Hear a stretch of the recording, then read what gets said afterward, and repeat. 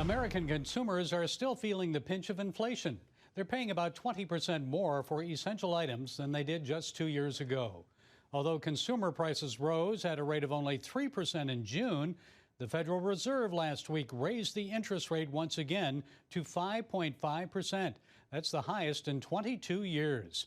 Is that action enough to give consumers relief from higher prices and avert a recession? Well, joining us to provide some insights is Young Voices commentator, Associate Professor of Economics at Texas Tech University, Alexander Salter. Good to talk with you again, Alexander. So starting about 24 years ago, the Fed raised the interest rates 6 times within a 12-month period, and the nation ended up in a recession for most of 2001. So will recession be averted this time because of the Fed's aggressive action? What do you think? Never say never, but I'm not terribly worried about a recession right now. Even as inflation is coming down, the employment numbers still look strong. Now, you probably have some reservations about the labor force participation rate, which is still a little low, the number of disability claims, which are still pretty high. But overall, what I think we're seeing is a pushback against the narrative that you have to engineer a recession in order to bring inflation down. It can be done gradually. And some would even say that the central bank has already gone too far. I'm not among them. I think that this is the course that we want to see going forward. I don't think that a recession is in our future. Well, it appears the raising of interest rates has cooled inflation a bit, so still Americans are paying a lot more for just about everything than they did about 2 years ago. So are we going to see higher inflation, or do you think inflation will cool down even more? The prices are never going to go back down to where they were before the inflationary episode took off, starting in early 2021. That's just gone. The Federal Reserve is not going to be willing to engineer outright deflation to return prices to their pre-COVID-19 trend. What we can do is get inflation back to its long-run trajectory of about 2% every year. That tends to be a rate consistent with markets being able to allocate capital to maximize economic growth. And gasoline prices, Alexander, have jumped tremendously in recent weeks. Is that because there's greater demand with summer vacations and travel, or is something else at play here? I don't see that as a monetary policy effect. I do think that that's reflecting specific economic factors that are about the energy market, the gasoline market. As you noted, it's a big travel season. It's summer. People want energy because they want to go places and do things. You usually see big seasonal spikes in demand about this time. It's not something that I'm overly concerned about inflation-wise. Now, of course, that's going to pinch the wallets of American households. It always does. But really, there's not a whole lot we can do about that. Supply and demand are still king.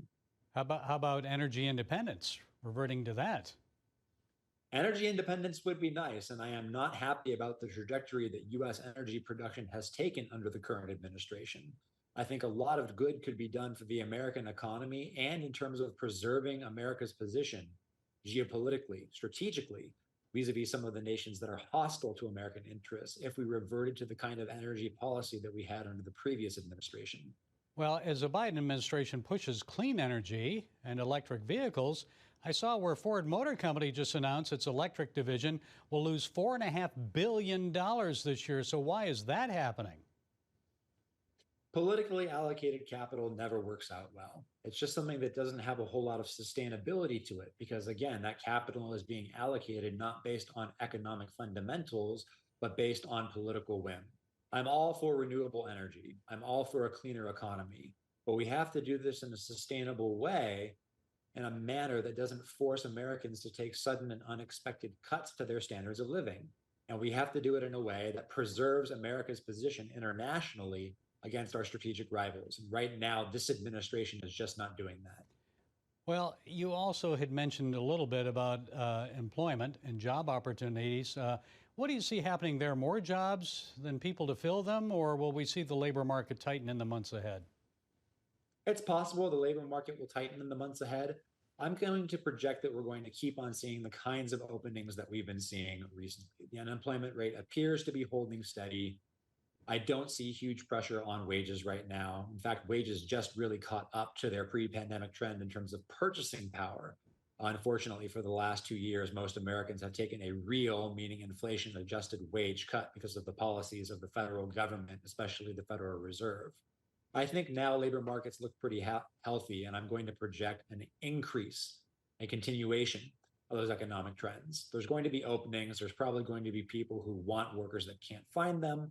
Insofar as that results in anything, that should actually have wages going up a little bit, which should be should help American households.